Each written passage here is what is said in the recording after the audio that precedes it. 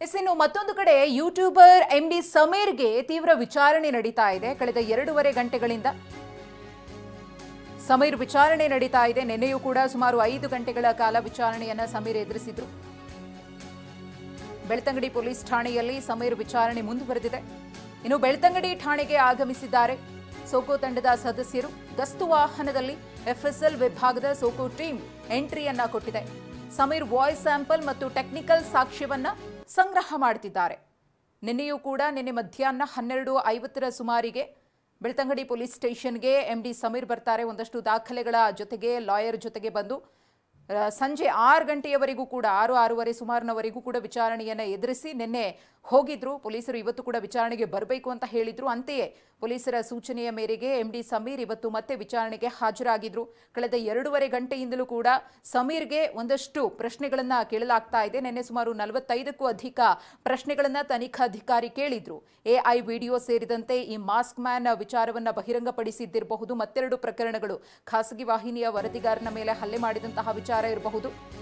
ಇದೆಲ್ಲದರ ಬಗ್ಗೆಯೂ ಕೂಡ ಸಮೀರ್ಗೆ ಪ್ರಶ್ನೆಗಳನ್ನ ಕೇಳಿದ್ದಾರೆ. ಸೋಕೋ ಟೀಮ್ ಕೂಡ ಎಂಟ್ರಿಯನ್ನ ಕೊಟ್ಟಿದೆ ಸಾಕ್ಷ್ಯವನ್ನ ಕಲೆ ಹಾಕೋದಕ್ಕೆ. ಇನ್ನು ಯೂಟ್ಯೂಬರ್ ಸಮೀರ್ ಖಜಾನೆಗೆ ಕೈ ಹಾಕಿದ್ದಾರೆ ಪೊಲೀಸರು. ಸಮೀರ್ನ ಆದಾಯದ ಮೂಲವನ್ನ ಕೆದಕಿದ್ದಾರೆ. ಕೇಸ್ ತನಿಖೆಗೆ ಮುಖ್ಯವಾದಂತಹ ಹಣಕಾಸು ಮಾಹಿತಿಯನ್ನ ಸಂಗ್ರಹಿಸುವಂತಹ ಕೆಲಸವನ್ನ ಮಾಡುತ್ತಿದ್ದಾರೆ. ಆದಾಯದ ಬಗ್ಗೆ ದಾಖಲೆಯನ್ನ ಕೊಡುವುದಕ್ಕೆ ತನಿಖಾಧಿಕಾರಿ ಹೇಳಿದ್ದಾರೆ. ವಿಡಿಯೋ ಮಾಡಿದ ಉದ್ದೇಶ ಹಣ ಮಾಡುವುದಕ್ಕೋಸ್ಕರನ, ಅದೇ ನಿಮ್ಮ ಉದ್ದೇಶ ಆಗಿತ್ತಾ, ಲಾಭಕ್ಕೋಸ್ಕರ ವಿಡಿಯೋವನ್ನ ಮಾಡಿದ್ರಾ ಅಂತ ಹೇಳಿ ತನಿಖಾಧಿಕಾರಿಗಳು ಇಲ್ಲಿ ಪ್ರಶ್ನೆಯನ್ನ ಮಾಡಿದ್ದಾರೆ. ಹಣಕಾಸು ಲಾಭದ ಬಗ್ಗೆ ಪತ್ತೆ ಹಚ್ಚುವುದಕ್ಕೆ ಮುಂದಾಗಿದ್ದಾರೆ. ಹಲವು ದಾಖಲೆಗಳ ಪರಿಶೀಲನೆಯನ್ನ ಮಾಡಿದ್ದಾರೆ.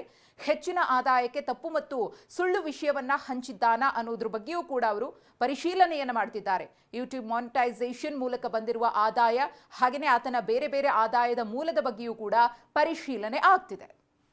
ಈ ಕುರಿತು ಮತ್ತಷ್ಟು ಮಾಹಿತಿಯನ್ನ ಕೊಡ್ತಾ ಹೋಗ್ತಾರೆ ನಮ್ಮ ಪ್ರತಿನಿಧಿ ಪೃಥ್ವಿರಾಜ್. ಕಳೆದ 2.5 ಗಂಟೆಯಿಂದ ಸಮೀರ್ ವಿಚಾರಣೆ ನಡೀತಾ ಇದೆ. ಒಂದಷ್ಟು ಮಾಹಿತಿಗಳನ್ನ ಕಲೆ ಹಾಕ್ತಿದ್ದಾರೆ. ಮತ್ತೊಂದು ಕಡೆ ಸೋಕೋ ಟೀಮ್ ಕೂಡ ಎಂಟ್ರಿಯನ್ನ ಕೊಟ್ಟಿದೆ. ಹಾಗೆಯೇ ಸಮೀರ್ನ ಆದಾಯ ಮೂಲಕನೇ ಇದೀಗ ಕೈ ಹಾಕಿದ್ದಾರೆ ಪೊಲೀಸರು. ಇನ್ನು ಎಷ್ಟು ಹೊತ್ತು ವಿಚಾರಣೆ ನಡೆಯುತ್ತೆ, ಮತ್ಯಾವೆಲ್ಲ ಮಾಹಿತಿ ಇವತ್ತು ಬೆಳಕಿಗೆ ಬರುತ್ತೆ ಅಂತ ಪೃಥ್ವಿ ಸಮೀರಿಂದ.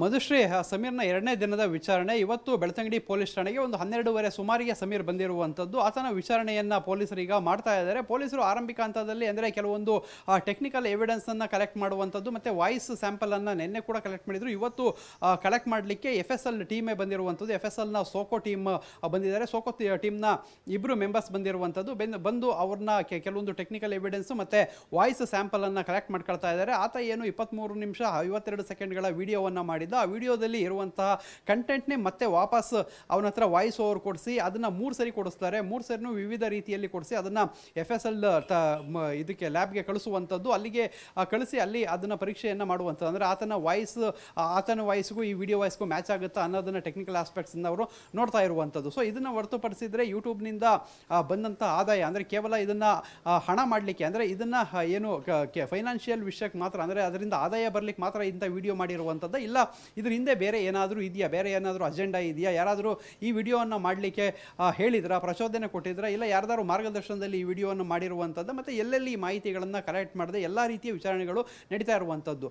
ಸದ್ಯಕ್ಕೆ ಆತ ಕೆಲವೊಂದು ಆನ್ಸರ್ಗಳನ್ನು ಮಾಡಿದ್ದಾನೇನೋ ಮಾಹಿತಿಯು ಸಿಗ್ತಾ ಇದೆ. ಅಂದರೆ ಏನು ಈ ದೂರುದಾರ ಚಿನ್ನಯ್ಯ ಏನಿದ್ದಾನೆ, ಸೊ ದೂರುದಾರ ಮಾಸ್ಕ್ ಮ್ಯಾನ್ ದೂರುದಾರನಾಗಿದ್ದ, ಈಗ ಆರೋಪಿಯಾಗಿರುವಂಥದ್ದು.